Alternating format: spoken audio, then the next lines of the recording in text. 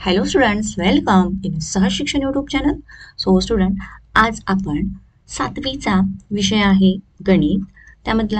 त्याचा जो आकारिका मूल्यमापन चाचणी परीक्षा क्रमांक 1 जी तुमची आता खूपच जवळ आलेली आहे, म्हणजेच प्रथम घटक चाचणी परीक्षा जी जवळ आलेली आहे. आय होप तुमचा गणित या विषयाचा अभ्यास चांगला झाला असेल.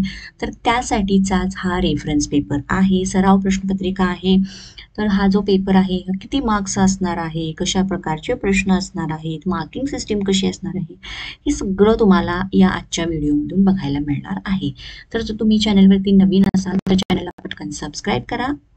व्हिडिओ आवडला व्हिडिओला लाईक करा. तर हा जो पेपर आहे हा पेपर असणार आहे एकूण 20 मार्कांसाठी. तर चला आता यामध्ये काय काय प्रश्न असणार आहेत हे बघूयात. पहिला प्रश्न, खालील उदाहरणे सोडवा. तर याच्यामध्ये आपल्याला उदाहरणं सोडवायला दिलेली आहेत. -5 गुणिले -7 सांगितलेलं आहे. आता या ठिकाणी पहिली संख्या ऋण आहे, दुसरी संख्या सुद्धा ऋण आहे. मग दोन ऋण संख्येचा गुणाकार किती येतो? धन संख्या असते. म्हणजेच -5 गुणिले -7 येणार 7×5 = 35. आणि तर याचं उत्तर किती दिले आहे? 35 इतकं आलेलं आहे.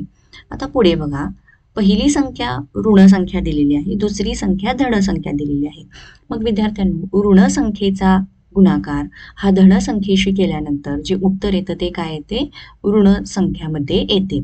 मग -9 गुणिले 6 असं दिलेलं आहे.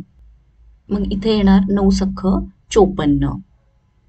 पण इथे येणार वजा हे चिन्ह. त्यानंतर तिसरं, पहिली संख्या धन आहे, दुसरी संख्या सुद्धा धन आहे. सो त्यामुळे यांचं उत्तर हे धन मध्येच येणार. 12×8 = 96. ओके, तर हे झालं आपलं याचं उत्तर. आता दुसरा प्रश्न, खालील संख्येचे मूळ अवयव पाडा. आता आपल्याला संख्येचे मूळ अवयव पाडायचे आहेत. तर इथं मी त्यासाठी असे हे कॉलम करून घेते. पहिला आहे 32 साठी. तर 32ला एकक स्थानाला आहे 2, म्हटल्यानंतर याला 2 ने भाग जाणार.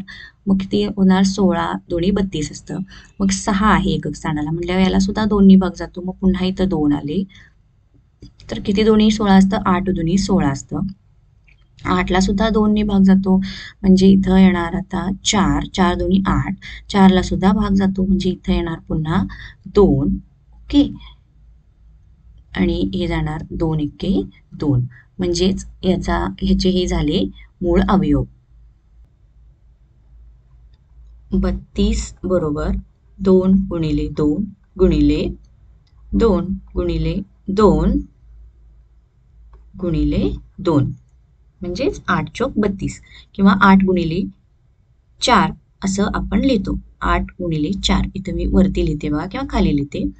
8 गुणिले 4. त्यानंतर 57चे अवयव पाडायचे आहेत, मूळ अवयव पाडायचे आहेत. तर त्यासाठी मी इथं हे लिहून घेते 57.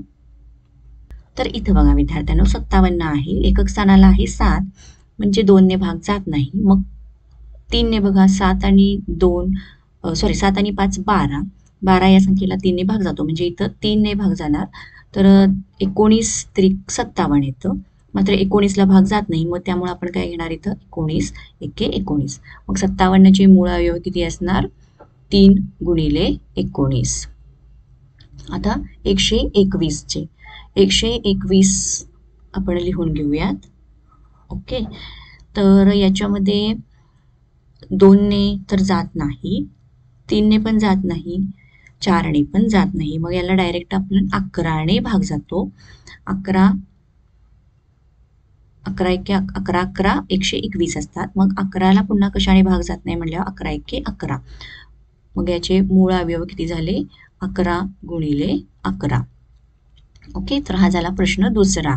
आता तिसरा प्रश्न आहे, मसावी काढा. आता मसावी आपल्याला काढायचा आहे. 2 संख्या दिलेल्या आहेत, 25 आणि 40. तर मसावी म्हणजे काय? महत्तम सामायिक विभाजक. ओके, तर यातला मोठ्यात मोठी संख्या ज्याने या दोन्हीला सुद्धा भाग जातो असा विभाजक आपल्याला काढायचा आहे. तर बघा, मी यासाठी कॉलम काढून घेते. 25 आणि इथे 40 असेल इथे. तर याच्या एकक स्थानी आहे 5, याच्या एकक स्थानी आहे 0. तर 2 न भाग जातो का? नाही जात. मग आपल्या 5च्या कसोटीनुसार एकक स्थानाला 5 आणि 0 असेल तर 5ने भाग जातो म्हटल्यानंतर इथं 5ने गेला, 5 5 25 आणि 8 पंचे 40 असं झालं. ओके, तर आता याच्यानुसार याचा मसावी किती येणार? मग 5 हा मसावी येणार. मग इथं लिहितो आपण मसावी 5.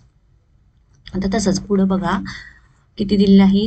56 आणि 32. तर त्यासाठी इथं आपण 56 आणि 32. ओके, तर याच्या एकक स्थानाला आहे 6, याच्या एकक स्थानाला आहे 2, म्हणजे 2ने भाग जातोच.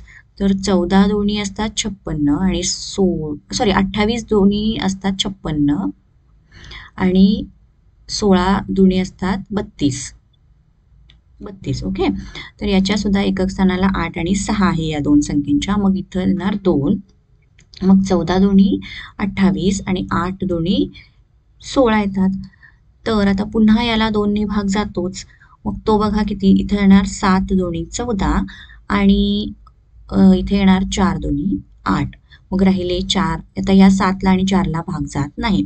मग आता या ठिकाणी आपले जे सामायिक विभाजक आलेले आहेत ते आहेत, इथं मी लिहिते बघा, 2 गुणिले 2 गुणिले 2, म्हणजेच यांचा गुणाकार आला 2 दोन्ही 4, 4 दोन्ही 8. ओके, आता 25 आणि 75. 25 आणि 75. तर 5च्या कसोटीनुसार 5ने भाग जातो. 5 5 25 आणि 15 एके 15, 15 5 75. ओके, 15 5 75. इथं पुन्हा 5ने भाग जातो बघा. 5 एके 5 आणि 5 त्रिक 15. मग आता 1 आणि 3ला भाग जात नाही. मग आता या ठिकाणी सामायिक विभाजक किती आलेले आहेत? 5, म्हणजे 5 गुणिले 5 बरोबर येणार 25. तर अशा प्रकारे या संख्येचा आपण मसावी काढला आहे. आता प्रश्न 4था आहे, लसावी काढा. लसावी काढामध्ये लसावी म्हणजे काय? लघुत्तम सामायिक विभाजक. तर याच्यामध्ये सुद्धा आपण संख्या लिहून घेऊयात, 12 आणि 15. तर बघा याला 2ने भाग जात नाही, परंतु 3ने भाग जातो. मग 3 चोक 12 आणि 3 5 15. मग आता याच्यासाठी आपण काय करतो? याची किती? हा एक आहे सामायिक विभाजक आणि हे असामायिक विभाजक आहेत. मग याचा आपण काय करतो? लसावी काढण्यासाठी गुणाकार 3 गुणिले 4 गुणिले 5 असं जर केलं तर यांचा लसावी आला 60. आता याच्यामध्ये 6, 8 आणि 10 दिलेले आहेत. तर लिहून घेऊया आपण 6, 8 आणि हे 10. तर या तिन्ही संख्येला 2ने भाग जातो, बरोबर आहे. मग 2ने भाग घालवल्यानंतर आपल्याला किती येणार? 3 दोन्ही 6, 4 दोन्ही 8 आणि 5 दोन्ही 10 येणार. आता 3 4 5ला कशाने भाग जातो का? तर नाही जात. त्यामुळे आपण हा जो 2 झाला हा झाला सामायिक विभाजक आणि 3 4 5 हे झाले असामायिक विभाजक.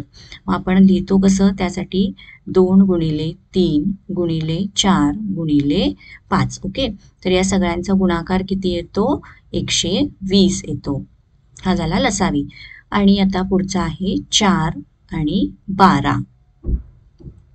राईट, तर आता याच्या 4 आणि 12 या दोन्हीलाही 2ने भाग जातो म्हटल्यानंतर 2 दोन्ही 4 आणि 6 दोन्ही 12.